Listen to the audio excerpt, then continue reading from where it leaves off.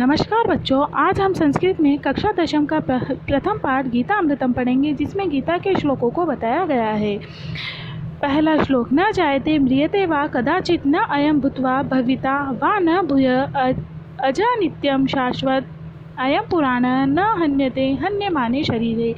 इस श्लोक में भगवान श्री कृष्ण कह रहे हैं कि यह आत्मा न तो किसी भी काल में उत्पन्न होती है और न ही किसी भी काल में मृत्यु को प्राप्त होती है। यह आत्मा उत्पन्न होकर भी फिर से जन्म लेने वाली नहीं होती है, क्योंकि यह आत्मा अजर अमर, कभी नष्ट नहीं होने वाली, पुरातन और प्राचीन समय से चली आ रही है। यह आत्मा शरीर के नष्ट हो जाने पर भी नहीं मरती है। दूसरा श्लोक। वंशाचे जीर्णानि यथा विहाय नवानि ग्रहणानि नर अपराणि तथा शरीरानि विहाय जीर्णानि अन्यानि संयाति नवानि देयि। इसमें आत्मा के बारे में बताया गया है कि जिस प्रकार मनुष्य पुराने वस्त्रों को छोड़कर या त्याग कर दूसरे अन्य नए वस्त्रों को धारण करता है, उसी प्रकार यह आत्मा भी पुराने शरीर को त्याग कर नए शरीर को प्राप्त करती है या नए शरीर में प्रवेश करती है। तीसरा श्लोक। न एनम छिन्दति शस्त्राणि न एनम दहति पावक न च एनम कल्यते आप न शोषयति मारुत। आत्मा को न तो शस्त्र काट सकते हैं, न आत्मा को आग जला सकती है, न आत्मा को पानी भिगो सकता है, न हवा उसे सुखा सकती है। भगवान श्री कृष्ण ने यहाँ आत्मा अजर अमर होने की बात कही है। चौथा श्लोक। आयु सतु बल आरोग्य सुख प्रीति वर्धना रस्या स्निग्धा स्थिरा हृदया आहारा सात्विक प्रिया। इसमें सात्विक आहार का वर्णन किया गया है कि आयु, बुद्धि, शक्ति, रोगों का अभाव, आनंद, प्यार को बढ़ाने वाले, रस से परिपूर्ण, चिकने व स्थिर रहने वाले तथा स्वभाव से ही मन को प्रिय लगने वाले ऐसे आहार या भोजन सात्विक पुरुष को प्रिय होते हैं। पांचवा श्लोक। कटु अम्ल लवण अत्युष्ण तीक्ष्ण रुक्ष वदाहीन आहार राजस्य इष्टादुख शोक आमाय प्रदा। इसमें राजपुरुषों को जो भोजन प्रिय होता है उसके विषय में बताया गया है कि कड़वे, खट्टे, लवण युक्त, बहुत गर्म, तीखे, रूखे, दाहकारक और दुख, चिंता तथा रोगों को उत्पन्न करने वाले आहार अर्थात भोजन राजस पुरुष को प्रिय होते हैं या राजस पुरुष को रुचिकर होते हैं। छठा श्लोक।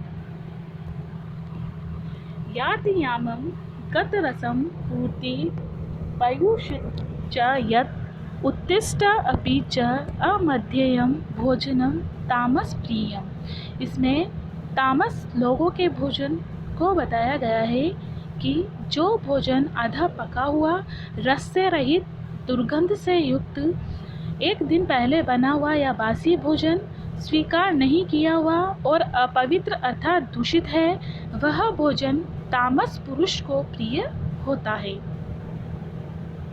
सातवां श्लोक।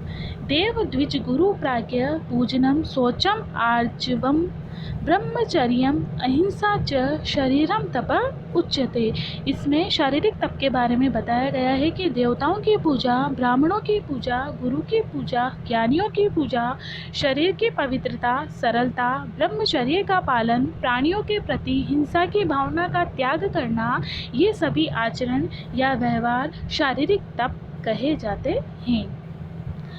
आठवां श्लोक।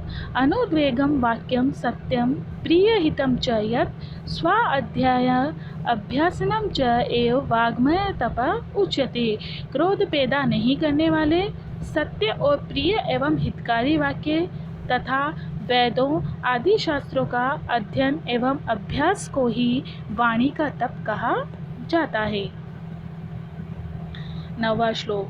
मनः प्रसाद सौम्यत्वं मौन आत्मा विनिग्रह भाव शुद्धि इति एतत् तप मानसम उच्यते। इसमें मानसिक तप के बारे में बताया गया है कि मन की प्रसन्नता, सरलता, मौन, स्वयं संयम करना, भावनाओं की शुद्धता आदि यह मानसिक तप कहे जाते हैं। 10वां श्लोक। कर्मण्याधिकारस्ते मा फलेषु कदाचन मा कर्मफल हेतु भूमा ते संग अस्तु कर्मणि। इसमें भगवान श्री कृष्ण अर्जुन से कहते हैं कि ए अर्जुन, कर्म पर ही तुम्हारा अधिकार है, फल की इच्छा पर नहीं। इसलिए तुम कर्म करते जाओ, फल की इच्छा मत करो। तुम कर्म के फल का हेतु मत बनो तथा तेरी कर्म में आसक्ति नहीं हो, इसलिए तुम हमेशा कर्म करते जाओ। 11वां श्लोक। उद्धरेद आत्मना आत्मनं न आत्मनं अवसादयेत आत्मा एव आत्मनं बंधु आत्मा एव रिपु आत्मन। इसमें आत्मा को ही मित्र बताया गया है और आत्मा को ही शत्रु बताया गया है। आत्मा के द्वारा आत्मा को मुक्त कराएं या ऊपर उठाएं, आत्मा को भोग और जिद पूर्वक उसे दमन करने के द्वारा नीचे और दुखी नहीं होने दें, क्योंकि यह आत्मा ही आत्मा का मित्र है और यह आत्मा ही आत्मा का शत्रु है। 12वां श्लोक।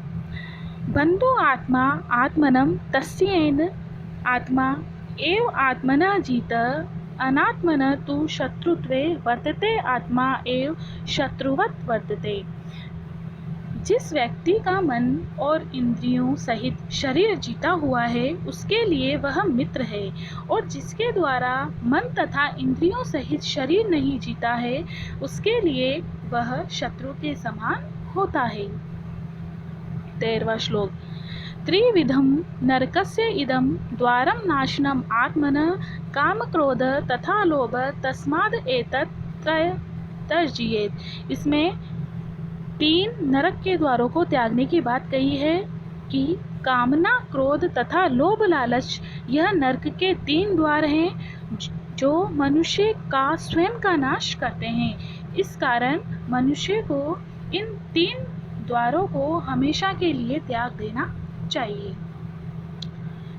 14वां श्लोक। यथा प्रवृत्ति भूतानां येन इदं ततत् स्वकर्मणा तम अभ्यस्व सिद्धि विन्दति मानव। इसमें मानव किस प्रकार सफलता को प्राप्त करता है उसके बारे में बताया गया है कि जिस परमेश्वर से संपूर्ण प्राणियों की उत्पत्ति हुई है, जिससे यह समस्त जगत व्याप्त है, उस परमेश्वर की अपने स्वाभाविक कर्मों के द्वारा पूजा करके मनुष्य को परम सिद्धि को प्राप्त करना चाहिए, या मनुष्य स्वाभाविक कर्मों को करता हुआ पूजा करके मनुष्य परम सिद्धि को प्राप्त हो जाता है। अंतिम श्लोक 15वां। यदि यद आचरति श्रेष्ठ तत् तत् एव इतर जन स येते प्रमाणम कुरुते लोक तत् अनुवर्तते। इसमें श्रेष्ठ पुरुषों के मार्ग को जो लोग अपनाते हैं या दूसरे लोग भी उनको देखकर वैसा आचरण करते हैं, उसी के बारे में बताया गया है कि जिस प्रकार से श्रेष्ठ लोग जो आचरण या काम करते हैं उसी प्रकार दूसरे लोग भी वैसा ही आचरण करते हैं। वह श्रेष्ठ व्यक्ति जिस नियम सिद्धांत को बनाता है संसार उसी का अनुकरण करता है तथा संसार उसी के अनुसरण में लग जाता है। पाठ के अनुवाद के बाद अब हम अभ्यास प्रश्न की ओर चलते हैं। अभ्यास प्रश्न की ओर चलते हैं। देही कानि विहाय प्राणी नवानि ग्रहीणानि।